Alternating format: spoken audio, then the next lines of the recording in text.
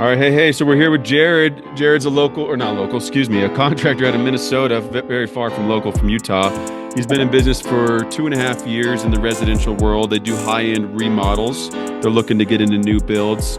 He has 2 employees, just hired the second one. They have a superintendent, a project manager. Some of the things we want to go over is SOPs, KPIs, standard operating procedures, key performance indicators, culture in the company. Some of the fears is not having enough leads. We all fear that, my God. And managing cash flow. That's always a big one for any entrepreneur, any business you're in. So yeah, Jared, welcome to the show. Thanks for joining us.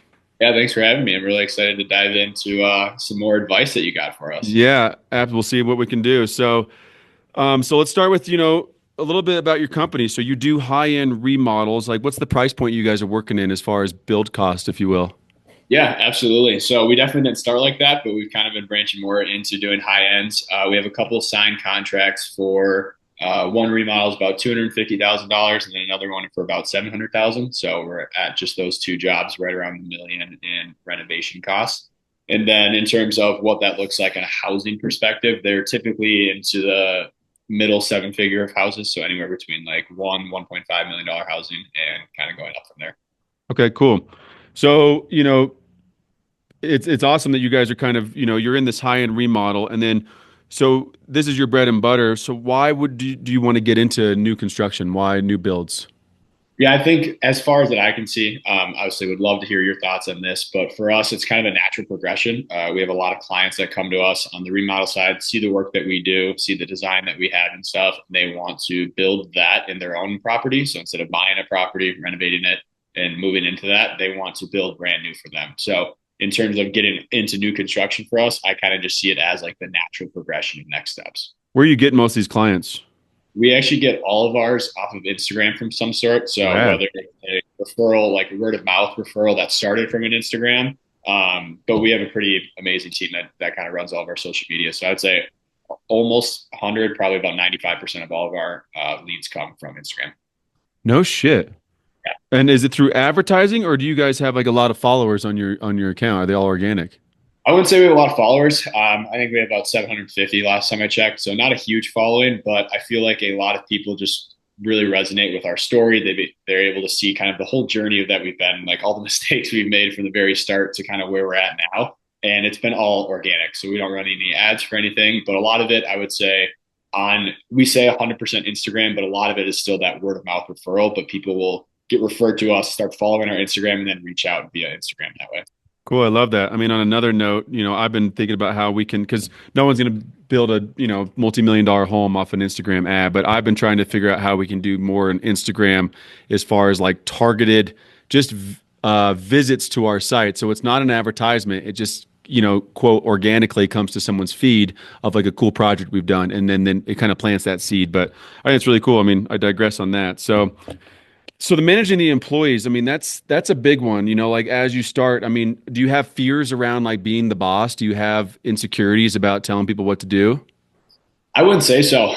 We actually have a really unique, I would say, company culture, if you want to consider it that, with just the team of us. So it's our 2 employees, my wife and I run the company and own it. So the team of 4 of us, the 2 employees that we had, we all played college hockey together. So surprisingly, I'm actually the youngest of all of them. And they were both either a grade or 2 grades older than me. And technically, when we were in college, they were also my captains. They were my leaders. And now when we transitioned out of that, I'm now their leader in business. So we have a very unique relationship as we've gone through a lot of hard things together over the last 6 or 7 years outside of the business context in the sports setting. So from purely managing and leading and being the boss, I wouldn't say I have any fears in regards to that. I've heard a lot of times people say, don't go into business with your friends or don't go into business with your family. But I think that's part of what makes us super unique, and the culture and the camaraderie that we had. And it's a mutual respect between all of us. So long answer to the short answer would be, I would say no, we probably don't, or I don't. So if there's any hard conversations that have to be had, you're okay having that, saying, hey, this didn't go right. Why? If this happens again, I don't know if there'll be a job for you. I mean, is that something you don't fear? Correct. Fantastic. All right. Well, that's that checks that off the book. So going into it, so the SOPs, the standard operating procedures. I mean, so what I would say that you need to do as far as like communicating with your employees, so like you need to set the expectation early and often.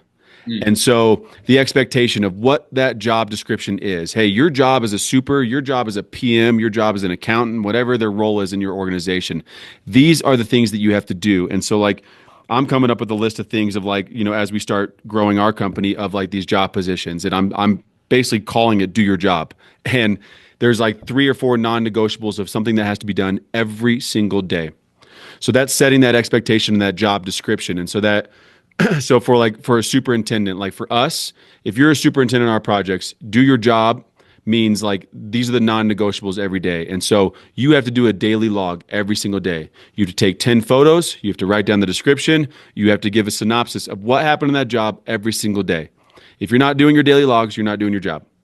Like another thing you have to do is you have to over communicate. So they have to communicate with their supervisor. So like the lead superintendent or me or whoever it is every single day. So, hey, just want to let you know, like the painter was here. We measured this stuff. The cabinets are coming tomorrow. Like just a daily touch point every single day. And then they have to ask 1,000 questions. Like a lot of people are afraid, oh, I didn't want to, I didn't know what you guys are talking about. I didn't want to be the new guy, or like, I didn't want to bother you. Like, no, bother me. Ask the question. So like those are the 3 things that they have to do every single day. But as far as like the standard operating procedures, like that's you coming up with the system. So like, what is the system? So like we call it our trigger points. And that's kind of our SOP. And our trigger point is, it's all of our lessons learned. I.e. LLC, subscribe to the podcast, come on. But all the lessons learned that we have in our organization, we write down on a piece of paper. And then we share those lessons learned every single week in our weekly PSR, project status report meeting. So when someone shows up to the PSR, you're like, hey guys, like just so you know, like we forgot to mark out the pendant lights when the cabinet guys came and the pendants were like 6 inches off. So I've added to the trigger points list, make sure you mark out the pendants before. So there's 1,000 of those trigger points throughout every job. And then so when you come to the job, the SOP is you review the trigger points. So, okay, we're starting foundation. Here's the 12 things over the last 5 years we've done wrong and learned a lesson on. Here's what we have to do. When we were about to pour the slab, did we mark out all the outlets? Did we mark out all the toilets? Are there linear drains that we got to put in the slab? Are there curbless showers? Like, what are the 12 things that we've learned a lesson on before where we had to jackhammer concrete or something? And nothing, it doesn't have to be something catastrophic. It's just something that like hindered the schedule or just kind of a bitch. You had to tear out drywall. That's a new standard procedure. Before we do X, we have to review X. And that's just part of the standard operating procedure that every single superintendent has to do for every single phase of construction. So before plumbing starts, electrical starts, mechanical, framing, concrete, whatever the scope of work is, these things have to be done first. And it's something for you as the owner, the manager to review with the team. So when your superintendent's out there, he's like, hey man, we're starting framing today. Great. Did you go over the SOPs? Did you check these? Did you do this? That? Yes. Did you do this? No, I forgot. Don't forget to call that guy to do this before they start. Good call. So it's just coming up with the items that from your experience that have to be done on every single thing, because as you know, there's 1,000 of them. I mean, our trigger points document easily has 300 or 400 things on it, but for each scope of work, it's only 5 or 10. So it's just reviewing those standard operating procedures every single week. And then that's 1, but then 2, that's transferable. So like that's the system that you're going to have to do to manage and grow this. And so having that SOP is, Jared's out of town, you and your wife are sick, something's happened and you're not there on the job site. And the new superintendent starts tomorrow and you can't be there to like hold his hand. So he's like, what do I do? Pull up this document and we're starting this tomorrow. Review these 7 things. I'll be there on Friday. Versus like he's going off his own experience and doing X, Y, and Z. And you get there and you're like, hey man, that's not how we do it. Like you have a system that someone can follow and it's repeatable, superintendent by superintendent, project manager by project manager. Does that make sense? Yeah, I like that a lot. And I guess follow-up question to the trigger points. In the SOP/trigger points that you have for all the lessons learned, are you breaking those out by basically scopes of work? So you're going foundation, framing, insulation, going through everything? Every single thing. And you're reviewing those basically at the start of every single phase with every single superintendent every single time.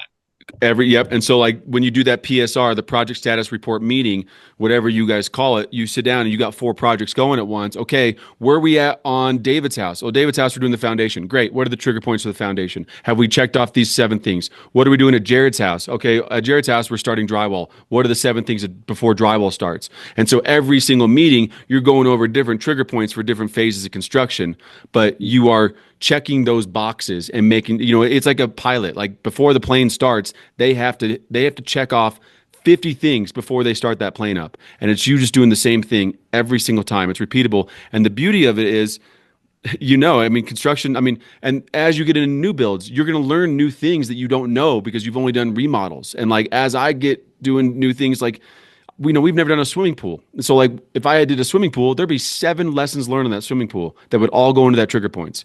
And so you're constantly going to be leveling up your business, learning new mistakes because it's just things that you haven't done before. And that's okay. And like, these aren't, like I said, they're not catastrophic lessons learned. They're just like bumps in the road where you're like, well, shit, like now we got to tear out 3 floorboards and like do this and then replace it. Not that big of a deal. It's a half a day's worth of work. Didn't cost any money, but that was annoying. Put that in the trigger points so we don't do that again.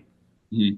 Yeah, that makes sense, I guess. And then in building the confidence for those employees. So for something that we talk about a lot with the guys is basically making the mistakes early and often. I know that sounds super weird, but just like we're okay. We want those mistakes to happen so that we can have these lessons learned sooner rather than later, right? It just helps us improve. It helps the guys improve. How do you then, when you're going to your project managers, your superintendents, whoever it is, how do you help them build the confidence to make decisions, whatever the dollar amount? Obviously, there's certain nuances to the dollar amount, but how can you help them make decisions so that having them know that it's okay to mess up? Like you could almost require it that they have to come to every weekly meeting with a lesson learned. If you don't have a lesson learned at the meeting, you're not doing your job. That's part of your job.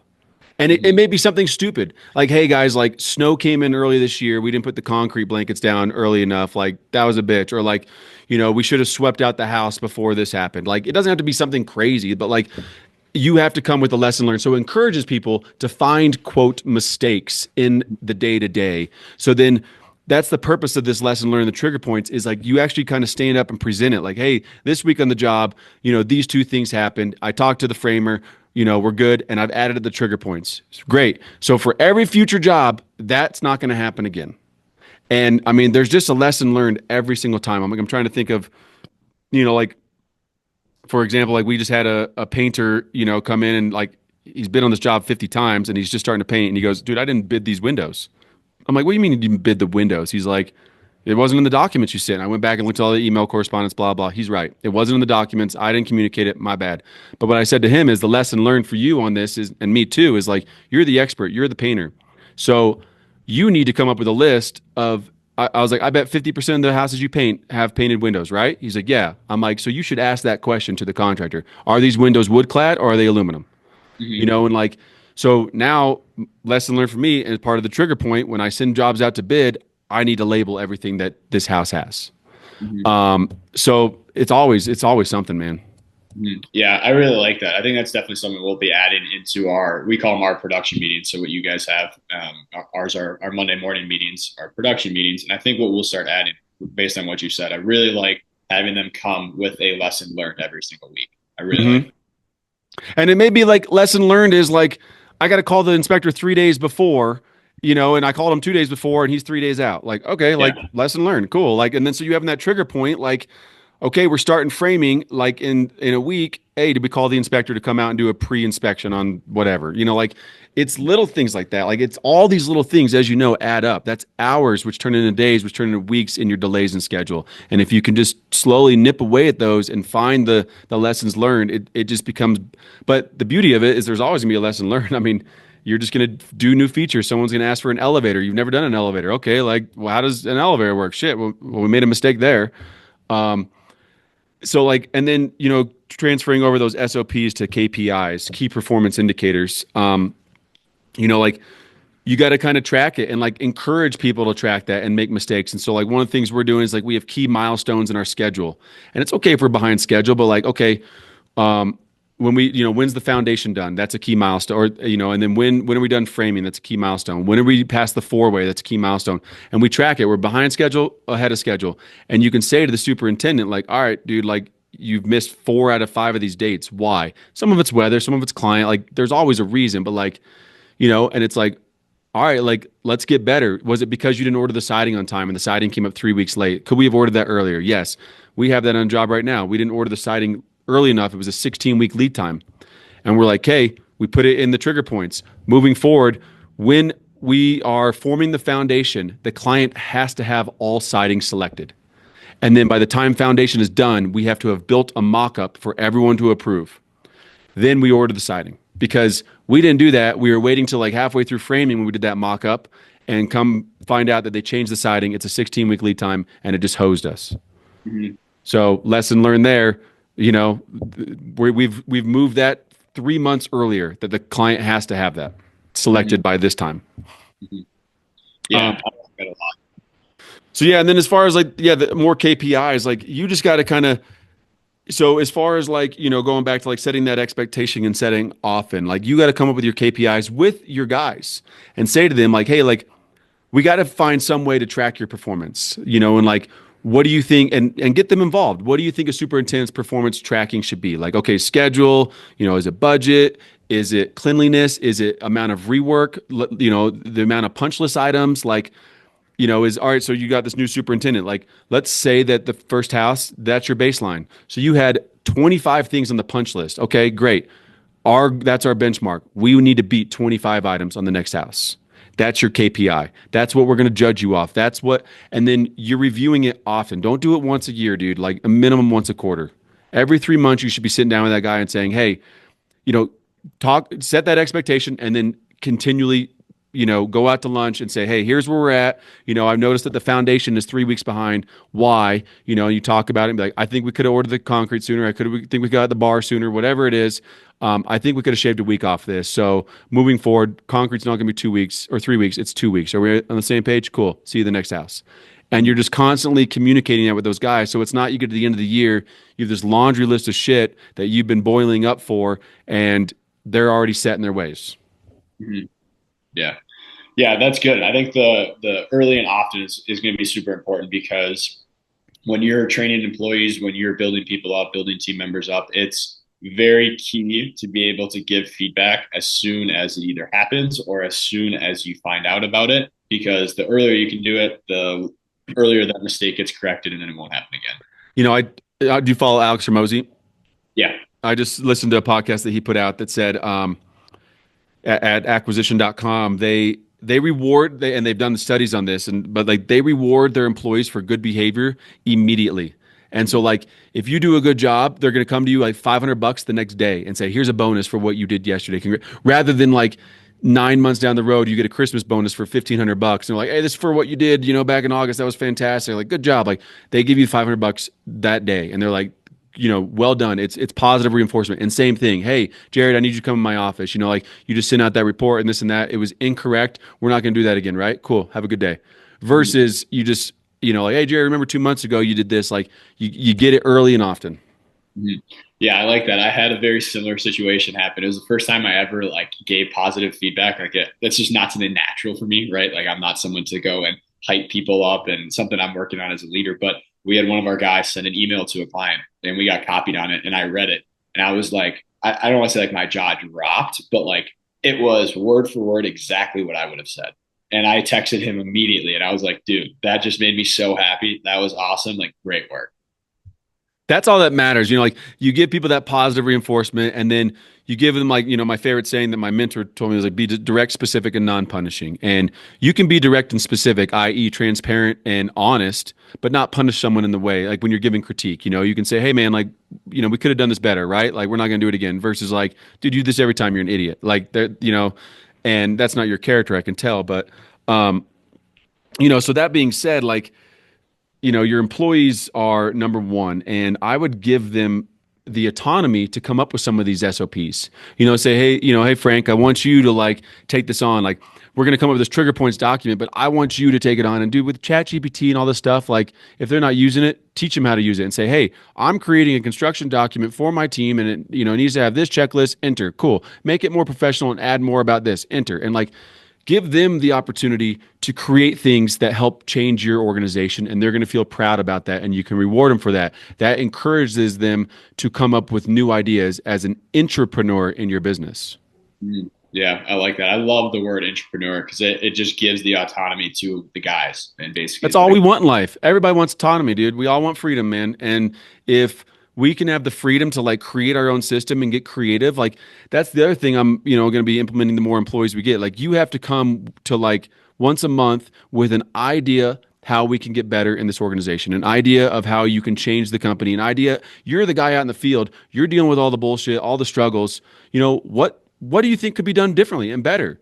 And giving those people that freedom is going to give you 7 ideas versus you and your wife have 3 ideas. Mm-hmm. Yeah. We talk about it a lot too. Just like we might be the business owners, but all that means is that we're just taking on the risk. Like this is our company. We're growing this together. Like you guys have just as much input and autonomy to where we're going with the company as I do. And that is something that I think everybody looks for in their job, that it's not just a paycheck, that it's something that they come, that they're fulfilled with, that they can grow together, that they can build a career in. So yeah, I really like the autonomy. So like, on that sense too, though, Jared, like, people will help you build it to a certain point, even with that autonomy. So like if you have key employees, you should definitely be giving them the opportunity to be a part of that business, whether it's through an LTIP, like a long-term investment program that you give your employees, or through certain equity. And like, we have a key superintendent here that we strategically brought on. We did a ton of recruiting to find this individual, and we were looking for a partner. And so we have all these milestones that this guy has to meet every 6 months. We have a review period. Did you meet this? And these milestones are things that he has to do over the next 3 years to make our organization better, to build us better, to grow, and for the opportunity to have equity in our company, because autonomy and money alone won't keep people for you. Like if that guy that you're paying is getting $150,000 a year, and I came tomorrow and said, I'll give you 300 grand, he will jump, and you were like, dude, I can't give you 300 grand. He's no longer loyal to you. He's like, hey man, I got a family. I'm trying to save for college. Like 300 grand is a lot of money. I'm out. That's going to happen. But if he knows that he's going to be a part of that organization and actually have a piece of that pie, he's like, dude, 300 grand is nothing. I could make way more in 10 years doing this. So, incentivize your key employees. Don't get selfish and be like, no, 100% of the pie for us. Yeah, that makes sense. Would you say there's a time that's too soon to do that? Like, granted, we're still new in business, right? So is there a time that we start that long-term investment plan, or what would you recommend on the timing of it? I mean, it's not for every employee. It's not every employee is not going to get that opportunity. It's for key members of your team that are providing value to the organization, that actually grows the organization. And so, yeah, it's when you want to keep those key team members around, this is an opportunity for everyone. But like, yeah, if one of those guys you're working with now, you're like, dude, this guy's a killer, and in 6 months he just keeps continuing to deliver, we can't lose this guy. He's a linchpin to our business. We got to put something on the table now. And yeah, like ours is a 3-year period. And if this guy doesn't hit these things every 6 months, then that opportunity for him might fade away. Yeah, that's awesome. That's definitely something to strategize and think about for who and what and when, I guess, on our end. Yeah, and it may not be a superintendent. It may be like a chief operating officer that comes in and like touches every division and just manages the whole thing, or like a director of operations that comes from a big organization that knows how to handle 7 supers at once. Yeah. Well, we went on a big tangent on that one, but I'm going to touch on the cash flow and your fear of managing leads and stuff. Like the fact that you have Instagram is fantastic, and that's where all your leads come from, but that's not sustainable. I'm sure my audience is exhausted with me hearing me say this, but like, dude, real estate agents, especially in remodels, like if you want to get in that game, man, like I went on Fiverr, or Upwork, any freelance, and then just say, hey, these are the top real estate agents in my area, and I need you to get me the real estate agent's email and phone number for these 3 brokerages. And you're going to get hundreds of emails, hundreds of phone numbers and names, and you are just relentless about calling those people, going to open houses, and because those realtors are selling those houses to those clients that want to remodel it before you even know they exist. Mm-hmm. You know, they've looked at 7 houses. They're deciding which one they want. And that real estate agent knows that they have a modern style. They like contemporary. You know, they want something with good entertaining. The guy definitely needs a man cave. The woman definitely wants like a really big closet. She knows all this shit before they even bought the house. And if that real estate agent knows you and is engaged with you, she's going to say like, hey, you guys haven't put an offer on this house. Let's get Jared involved really quick. Jared, why don't you come over here? And I know just the contractor. Hey, Jared, what would it take to like, you know, level this wall and move this? Like, oh, I got to put a beam in. About how much it cost? It's going to cost $300,000. Great, that's in our budget. You know, cool. You're already engaged before they even own the house, and before they've even talked to their contractor. So if you can build relationships with real estate agents in your town, like, and you do good work, you have good reviews, they're not going to pick another contractor. They're not, because they want to look good too. And so if they're like, yeah, I recommended Jared, and their clients are like, Jared was the shit, like that versus he did all right, they're not going to recommend you again.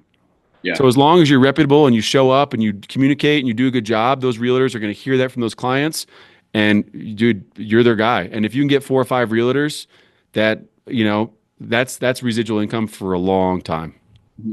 Yeah, that's awesome. I like that. Definitely getting more active into the networking for our market, specifically real estate agents. I like. And all I do is I call them. I say, hey, you know, Jared, my name's David. I'm a builder here in Park City. I'm just calling to introduce myself to the local realtors in town. See if you have any clients that are looking to do remodels or new builds. We specialize in high-end construction, and then, you know, we built houses in X neighborhoods so that you can kind of like show some credibility of the areas and this and that, and would love the opportunity. And then I follow up with an email.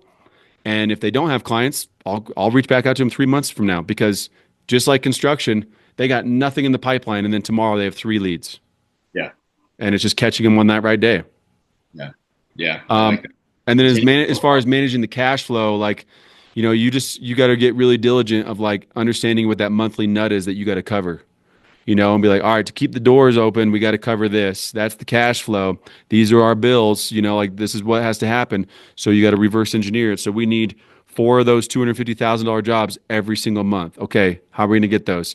Well, I got to call 1,000 real estate agents, and 4 of them are going to say yes, and that's our monthly income. So it's just kind of reverse engineering it on that cash flow sense. I feel like I've been going for a while. Any other questions? I don't think so, man. That was extremely insightful. I'm excited to listen to this back and honestly take notes on my own call. So I know it was awesome. Cool. Well, you know, hats off to you guys. I mean, the fact that you have 2 employees and you're about to, you know, reach the $1 million mark is exciting for you guys. And 2.5 years in, it sounds like you're doing the right things. And if you got employees, you're being profitable and you're growing. So kudos to you. I mean, don't stop. It's hard out there. Yeah. Thank you. I really appreciate it.